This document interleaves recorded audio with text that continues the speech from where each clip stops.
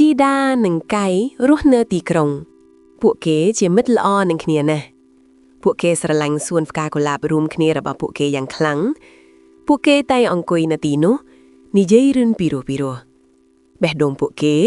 ពោពេញដោយក្តីរីករាយមិត្តភាពរបស់ពួកគេគឺបរិសុទ្ធណាស់ដូចជាផ្កាកុលាបដ៏ស្រស់ស្អាតទាំងនោះពួកគេសន្យាថានឹងនៅក្បែរគ្នាជារៀងរហូតពួកគេមើលទៅក្រៅបង្អួចតូចហើយឃើញព្រុលកំពុងចាប់ផ្ដើមធ្លាក់ពួកគេត្រៀមខ្លួនទទួលយកភាពត្រជាក់រឿងនិទានចាប់ផ្ដើមឡើងដោយសារតែកញ្ចក់វេទមន្តដ៏អាក្រក់មួយកញ្ចក់នោះបានបែកជាបំណែកតូចៗរាប់លានបំណែកទាំងនោះបានហោះទៅឆ្ងាយពាសពេញពិភពលោកបំណែកមួយបានធ្លាក់ចំភ្នែកក្មេងប្រុសកៃកំទេចកញ្ចក់ទួយបានធ្លាក់ចំភ្នែកនិងបេះដូងរបស់កៃ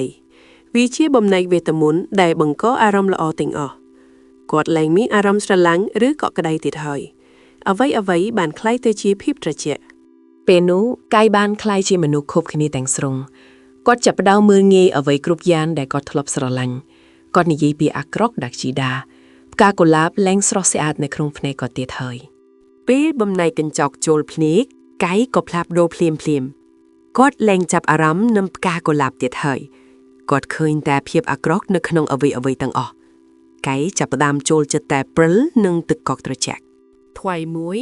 កៃបានយកទាំងរទេះរអិលតូចរបស់គាត់ទៅកន្លែងលេងព្រិលគាត់ចង់លេងជាមួយដុំទឹកកកធំគាត់បានឃើញស្ត្រីម្នាក់មានភាពភ្លឺចែងចាំងនោះគឺម្ចាស់ក្សត្រីព្រិលម្ចាស់ក្សត្រីព្រិលមានសភាពស្រស់ស្អាតគួរឲ្យស្ញប់ស្ញែងនាងធ្វើចលនាយ៉ាងទន់ភ្លន់នាងបានហោះតាមរទេះរអិលរបស់កៃបានចាប់ដៃនាងយ៉ាងត្រជាក់គាត់ភ្លេចជីដានិងអ្វីទាំងអស់ម្ចាស់ក្សត្រីព្រិលបាននាំកៃទៅកាន់រទេះសេះទឹកកករបស់នាងបានថបគាត់ដើម្បីការពារគាត់ពីភាពត្រជាក់តាមពិតការថបនោះបានធ្វើឲ្យកៃភ្លេចអ្វីទាំងអស់ជារៀងរហូតជីដាបានត្រឡប់មកផ្ទះវិញតែមិនឃើញកៃទេនាងស្វែងរកគ្រប់ទីកន្លែងរួចសួរអ្នកជិតខាងគ្រប់គ្នាគិតថាកៃបានលង់ទឹកទន្លេហើយជីដាពិតជាសោកសៅខ្លាំងណាស់ជីដាមានជំនួយចិត្តថាកៃនៅរស់នាងបាត់ដាក់ស្បែកជើងថ្មីរបស់នាងចូលទន្លេនាងសង្ឃឹមថាទន្លេនឹងនាំនាងទៅរកកៃដំណើរផ្សំព្រេងរបស់នាងចាប់ផ្ដើមហើយនាងធ្វើដំណើរឆ្ងាយរហូតដល់នាងបានទៅដល់ផ្ទះស្ត្រីចំណាស់ម្នាក់ស្ត្រីនោះពិតជាចិត្តល្អណាស់ស្ត្រីនោះមានសួនផ្កាដ៏ស្រស់ស្អាតអស្ចារ្យជីដាត្រូវបានស្វាគមន៍ដោយផ្កាគ្រប់ប្រភេទស្រីចំណាស់នោះគឺជាអ្នកជំនាញខាងមន្តអាគមនាងមិនចង់ឲ្យជីដាទៅនាងបានប្រែមន្តអាគមដើម្បីឲ្យជីដាភ្លេចកៃ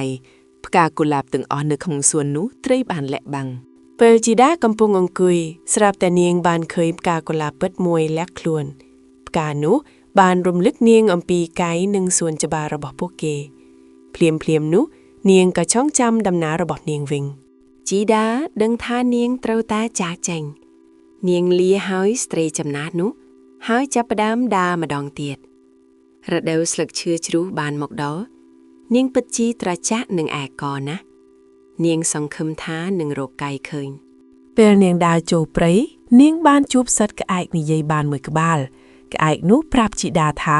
វាបានឃើញក្មេងព្រួតម្នាក់ជាមួយម្ចាស់ក្សត្រីព្រិលជីដាមានក្តីសង្ឃឹមថ្មីឡើងវិញជីដាបានធ្វើដំណើរទៅទីខាងជើងនាងត្រូវបានចាប់ខ្លួនដោយក្រុមចោរព្រៃក្មេងស្រីចោរម្នាក់បានសម្រេចចិត្តរក្សាទុកជីដាជាចំណាប់ខ្មាំងជីវិតរបស់ជីដាស្ថិតនៅគ្រោះថ្នាក់ក្មេងស្រីចោររមាំងមួយក្បាលជីដាបានប្រាប់រឿងរ៉ាវរបស់នាងដល់សត្វរមាំងបានយល់ចិត្តវាសន្យាថានឹងជួយជីដាឲ្យទៅដល់វាំងរបស់ម្ចាស់ក្សត្រីព្រិល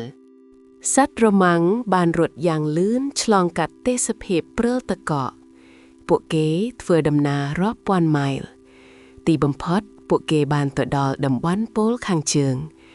វាំងតកកដ៏ធំល្វឹងល្វើយកំពុងរង់ចាំពួកគេជីដាបានរកឃើញកៃនៅក្នុងសាលធំទឹកភ្នែករបស់ជីដាបានធ្លាក់លើបេះដូងកៃទឹកភ្នែកក្តៅបានរលាយកំទេចកញ្ចក់ចេញពីភ្នែកកៃក៏ត្រឡប់មកចងចាំជីដាវិញពួកគេក៏អបគ្នាដោយក្តីរីករាយរួចហោះត្រឡប់ទៅផ្ទះ